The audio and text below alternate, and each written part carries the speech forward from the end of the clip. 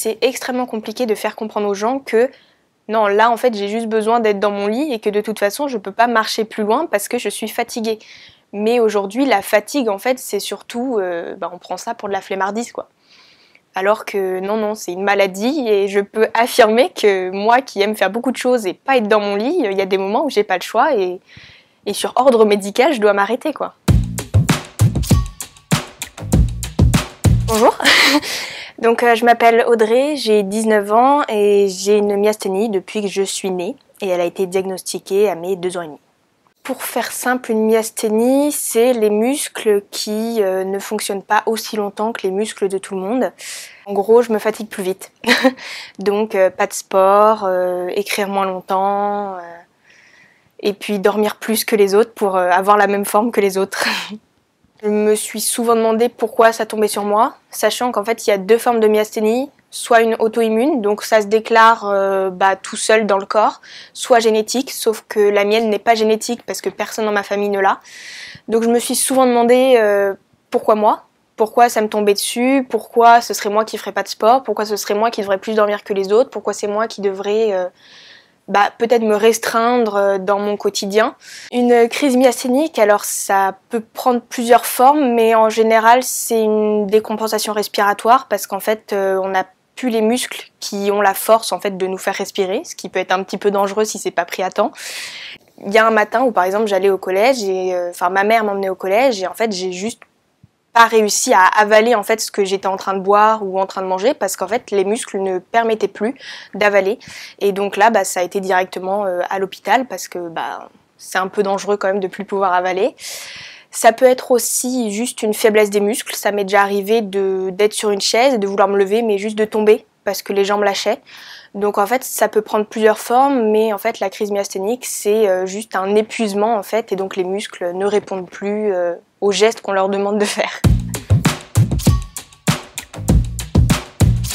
C'est vrai que j'ai toujours eu un rapport assez compliqué avec la maladie parce que je suis hyperactive, j'aime bien faire beaucoup de choses, j'aime bien m'occuper. Je me mets aucune barrière depuis toujours parce que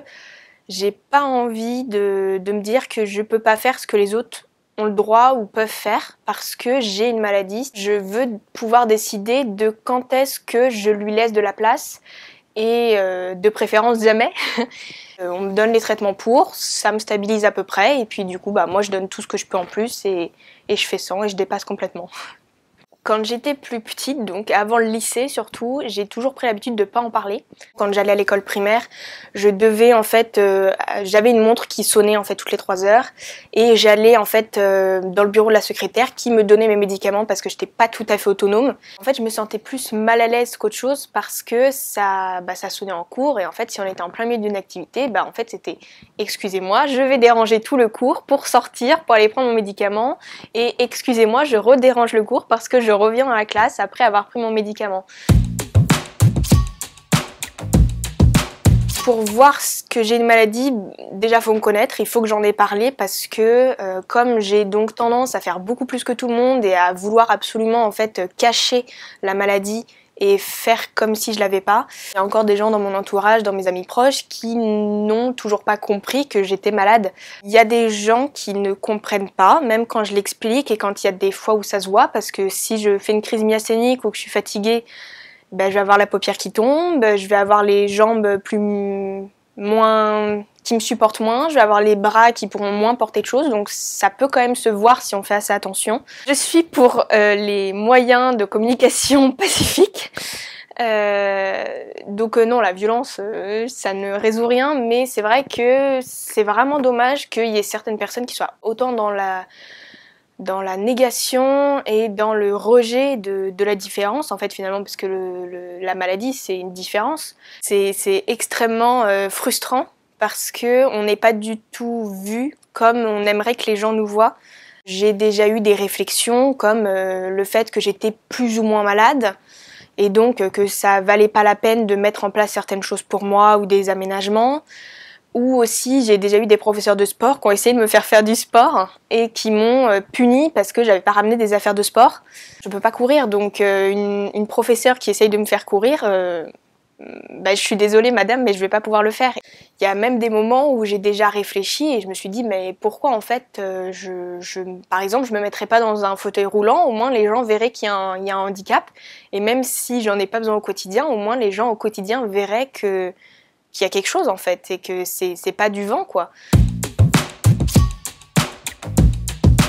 Que ce soit au niveau des études ou même du métier plus tard, on m'a toujours dit attention, il faudra toujours ménager du repos, il faudra toujours ménager des temps où tu fais moins de choses et où les activités que tu fais seront forcément moins demandantes en termes d'énergie ou physiquement. Mais j'aime pas trop écouter